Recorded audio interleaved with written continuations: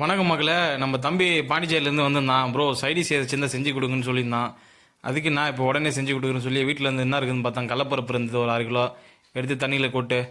உடனே அப்படியே தண்ணியில் கொட்டி ஒரு 1/2 மணி நேரம் ஊறினோடனே அப்படியே ஃபேன் கத்தில் காய வச்சு அப்படியே அது தலைக்கு கருப்பில் எடுத்து வச்சு அப்படியே தலைக்கு கருப்பில் அப்படியே மிளகா பொடி மிக்சியில் அரைச்சி எடுத்து வச்சு அப்படியே கொல்லிமலை பூண்டு மலை பூண்டு அப்படியே இப்போ நம்ம கடலப்பருப்பு அப்படியே எண்ணெயில் இறக்கி வச்சு அப்படியே சும்மா லைட்டாக அப்படி கிண்டி விட்டுருங்க பொன்முருவலாக ஆகிற வரைக்கும்.